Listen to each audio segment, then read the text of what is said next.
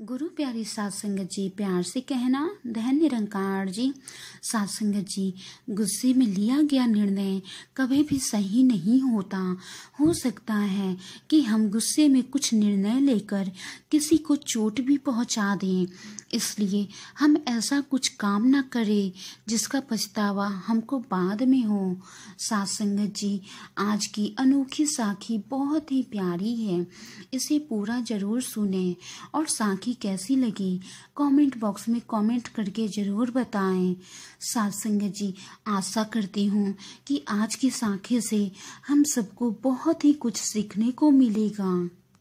गुरु प्यारी साध संगत जी, एक बहुत ही गरीब लड़का था, लेकिन मेहनती बहुत ज्यादा था।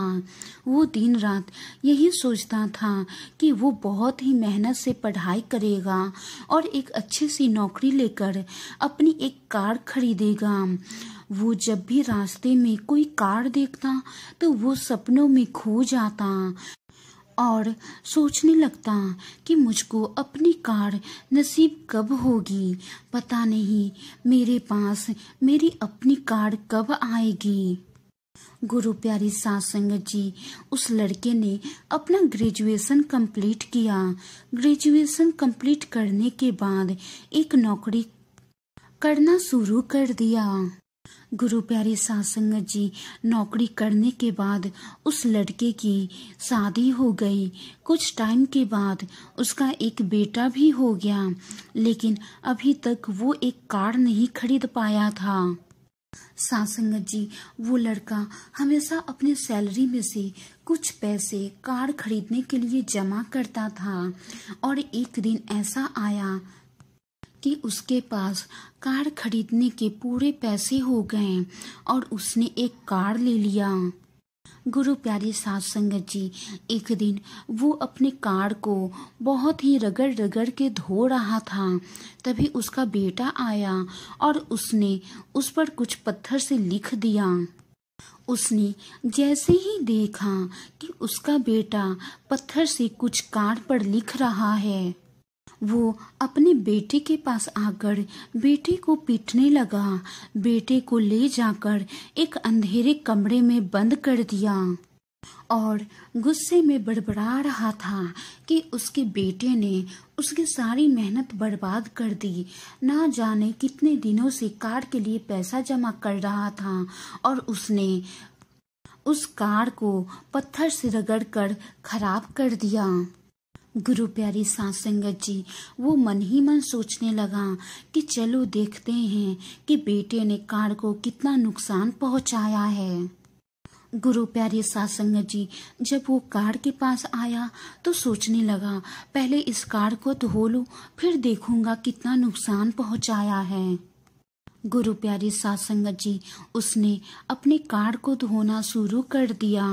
फिर वो उस जगह पहुंचा जहां उसका बेटा कुछ लिख रहा था। फिर उसने देखा कि उसका बेटा पत्थर से क्या लिखा था। उसके बेटे ने पत्थर से लिखा था, आई लव यू पापा।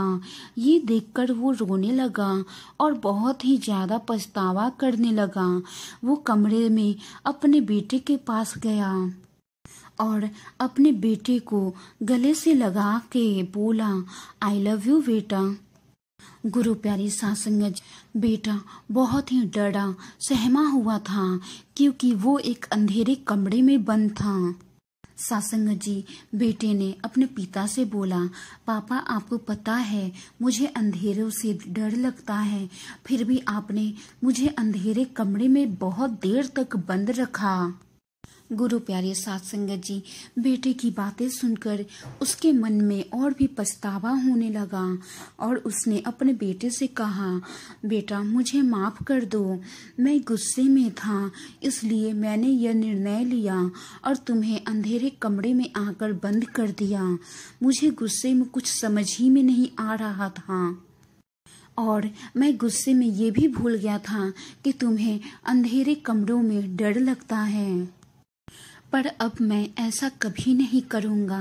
अब से मैं गुस्से में कोई निर्णय नहीं लूँगा क्योंकि मैं समझ चुका हूँ कि गुस्से में लिया गया कोई भी निर्णय किसी ना किसी को चोट पहुँचा ही सकता है।